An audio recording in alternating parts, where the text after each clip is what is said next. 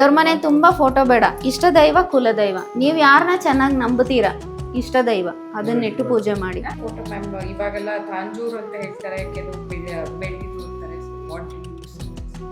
ನಿಮಗೆ ಒಳ್ಳೆಯದು ಯಾವ್ದು ಅನ್ಸಿದ್ರೆ ಅದನ್ನಿಟ್ಟು ಪೂಜೆ ಮಾಡಿ ನಿಮ್ಮ ಇದು ಕೋರಿಕೆ ಮೇರೆಗೆ. ಯಾಕಂದ್ರೆ ದೇವ್ರ ಫೋಟೋ ಅನ್ನೋದು ಅದು ಇಟ್ಸ್ ಎ ಲೈವ್. ನಾವು ಅವ್ರ ಹತ್ರ ಮಾತಾಡ್ತೀವಿ. ಹೇಳ್ಬೇಕಂದ್ರೆ to be frank, will speak with them.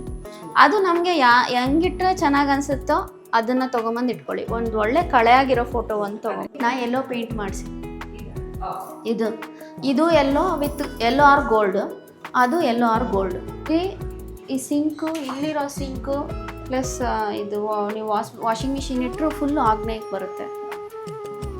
ಮನಿ ಜಾಸ್ತಿ ಸ್ಪೆಂಡ್ ಆಗುತ್ತೆ. ವಾಷಿಂಗ್ ಮಿಷಿನ್ ವಾಟರ್ ಹೋಗೋ ಜಾಗ ಇದೆಯಲ್ವಾ, ಆ ವಾಟರ್ ಹೋಗೋ ಜಾಗಕ್ಕೆ ಸ್ಕ್ವೇರ್ ಆಗಿ ಹಿಂಗೆ ಸ್ಕ್ವೇರ್ ಆಗಿ ಹಾಕ್ಸ್ಬೇಕು.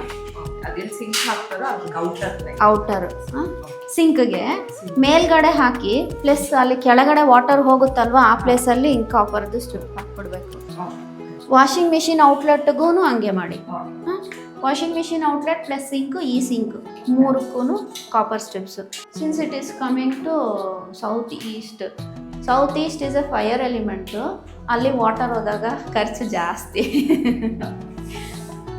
ಸ್ಪೆಂಡಿಂಗ್ ಕಡಿಮೆ ಮಾಡಬೇಕಂದ್ರೆ ಅದಕ್ಕೆ ರೆಮಿಡಿ ಮಾಡ್ಬೋದು.